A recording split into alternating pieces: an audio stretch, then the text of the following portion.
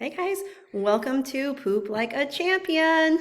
This is going to be our guide for better bowels. We're super excited you're here. All right, so just to remind you, I'm Amy and this is Stacy, and we are Health Elevated, and we are going to talk about poop today. All right, so when it comes to bowels, one of the first things that we ask all of our pelvic floor patients is about their bowels. And for some people, that makes a lot of sense. And for some people, they say, well, I'm here for urinary incontinence, or I'm here for pelvic pain. Why are you asking me about my poop? But I promise it's all interconnected. And we are going to explain why. So, why does it matter? Well, the first part is location. As you can see in this image, our rectum, which is where the poop comes out of, is very close to our bladder, which is here in the front. And if that rectum is filled up with hard poop, it's going to make our bladders very unhappy, and it can also create problems with feelings of heaviness and pressure in our pelvis. Everything is really close together, and we want to make sure that everything has its own space. Yes. And just that act of having to sit on the toilet for a prolonged amount of time, having to do that bearing down motion can be aggravating to the pelvic floor muscles and to the bladder itself as well. So as much as we can avoid having to do that, that is going to just make everything a whole lot happier and function a lot better. And we go into more detail about the pelvic floor muscles in our introduction to the pelvic floor. So check that video out if you haven't watched it. So, what's normal? So, pretty much everyone that comes into my office that isn't there for constipation, when I ask them if maybe they're constipated, I normally get a pretty resounding, oh no. And then a few sessions in, as we've been talking more and more details about bathroom habits and things like that, we realize that, whoa, well, maybe I'm not quite as regular as I was thinking. So if you're ever finding yourself, do you ever find yourself having to strain to have a bowel movement? Is a big question. Mm-hmm. And then what exactly is straining? I mean, really, if you're having to put any sort of pretty significant downward pressure, that's effort. Yes, effort. That's straining. Mm-hmm. Yeah, it should be pretty effortless. Another big giveaway is, do you find yourself using lots and lots of toilet paper? There is a reason for that. If your pelvic floor muscles are really tight, you are not getting all the poop out, and you are wiping away a tiny little piece of poop that got caught in there. So that is something to be aware of. If your household is going through a lot of toilet paper, you and maybe others could be constipated. Absolutely. Absolutely. And this should not be a prolonged process. You should be able to sit, relax, slide right out, up and on with your day. So, I mean, if you're feeling the need to bring your phone into the bathroom because you're going to be sitting there long enough that you have time to actually do something on it, you may be constipated. Yep. Oh, and if your legs are going numb, that's another absolutely. big one, because we really should be in there for such a short period of time, but also our feet should be supported and we shouldn't feel like there's any dangling happening. Good. So, moral of the story? Breathing and relaxing is the secret to a better poo. Yes, who knew those pelvic floor muscles were going to make such a big difference? Right? And bonus, you will save on toilet paper. There is a better way to have a bowel movement, and the squatty potty has definitely helped spread the word when it comes to what is better posture for having a poop. And that is where you see this image here. This comes from them. Yeah, and they have some hilarious videos they're on YouTube, just of unicorn poop. Kids love it, adults love it. The videos are hilarious, but they're also accurate. So really, if you think about it, in a lot of cultures, squatting to poop was the normal forever until the modern toilet. And that is actually a much, much better position for those pelvic floor muscles and the rectum itself for being able to eliminate easier. That being said, I've yet to have any patients willing to give up their toilet. Nope. No. Okay, so what can we do? We need to find a way to bring your knees above your hips so it simulates that squat-like position. Like Amy was saying, the squatty potty is nice because it goes around the base of the toilet, but it doesn't have to be that. You can use any sort of step stool. You can even use two separate things, so that way you can kind of change, your stance width, and it might be easier for you to store in your bathroom. There's really no magical object, but really the goal is that, just like you're seeing in this picture on the screen, knees above the hips. The only time that this can get a little different is if you have any sort of like hip impingement history or a total hip replacement. Then you might need to, work with your pelvic rehab provider to kind of see what positioning you can do. Yeah, and also making sure that your feet are flat on the floor. So even if you have that great stool or squatty potty, but you're still up on your tiptoes, believe it or not, your pelvic floor muscles cannot fully relax. So even though your toes are on the ground, feet need to be nice and flat. Again, just like this lovely lady in the picture. Another thing that has made pooping a little bit more challenging is those nice ADA toilets that are super high. Yes, it makes it easier to stand up, but it is not good for our pelvic floors.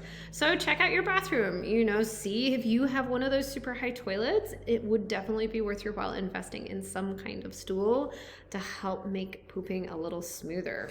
And also, so make sure once you have your feet up, and again, you can look at this picture here, but that idea of kind of gently relaxing forward on the forearms, a nice wide stance with your feet can be really, really helpful. And we want to make sure that even that we're not kind of collapsing forward through here. That's kind of that chest lifted and elongated is just going to just give the bowels just that much more advantage. The only other little note I have on this is this applies to your kiddos too.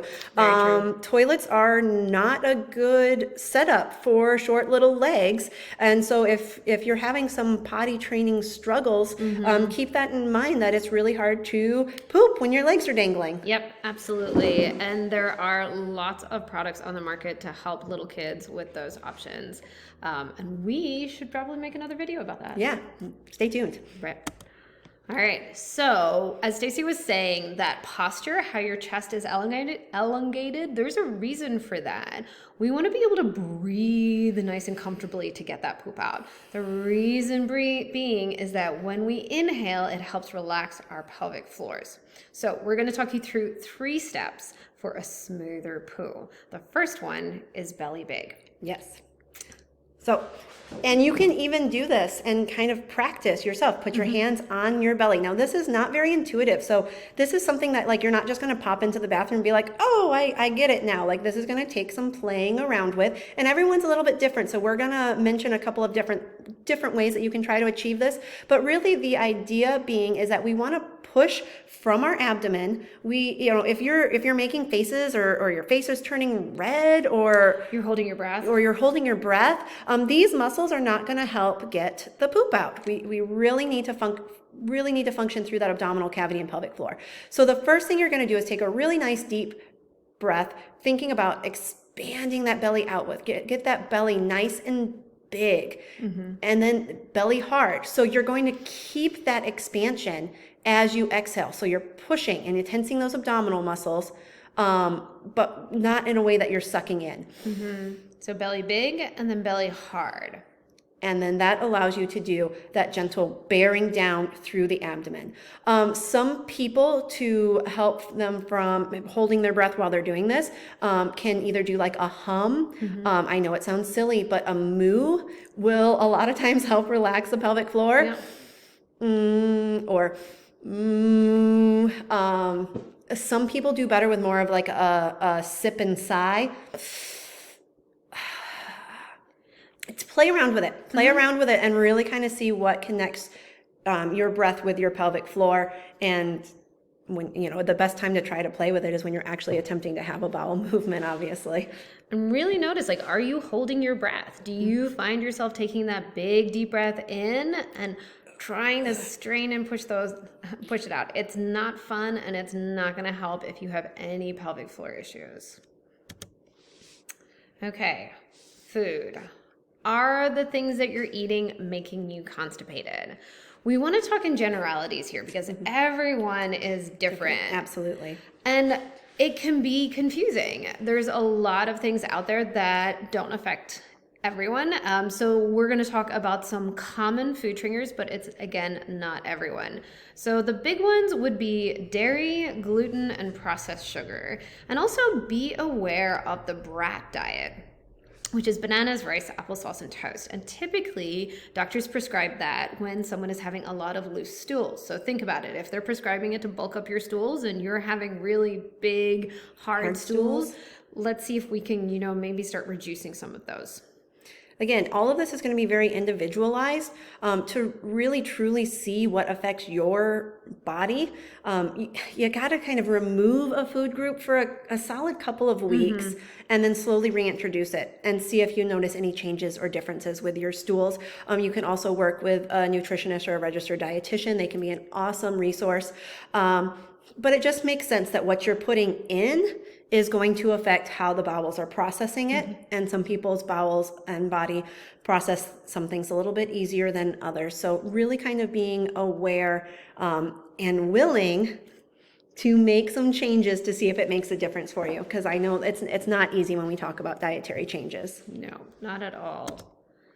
So water. Yes, I know. This is huge, right? Huge. I think one of the most common things I hear when I ask someone, how much water do you drink every day, is not enough.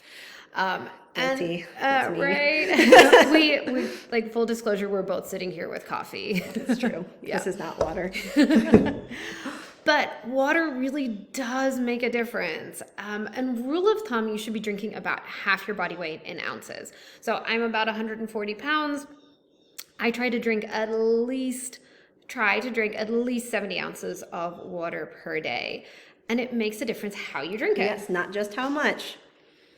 So you really want to sip that water throughout your day. A lot of people that I work with, they're kind of, they're drinking some liquids with breakfast, maybe at lunch, and then, by the time you get home from running around all day doing, work, kids, whatever you're doing, and like consuming all of your fluids in the evening, your body can only process so much water at once. So if you're consuming more than that at any given time, your body's just going to flush that out, and you're going to feel like you have to urinate a lot, and your body's not actually going to be able to functionally use that to help soften the stools. And that really makes a difference to our bladder. So yes, if our colon is full of that hard stool, it's going to make our bladder unhappy. Yes, absolutely. And then the only other note we want to make on this slide is if you do participate in some sort of exercise routine, which we highly encourage for your bladders and bowels and everything, the idea of pre-hydrating. And if you're one of those people that likes to kind of dehydrate themselves before they work out to try to prevent leaking, I'll just mention right here, that's not going to work. No. And we'll have more videos on why not that you can check out in the future. Good. I think what we'll do is we'll go ahead and cut this video here. We really appreciate you guys joining us. And then we're going to catch back up in the next video with some more bowel tips. Thanks for watching.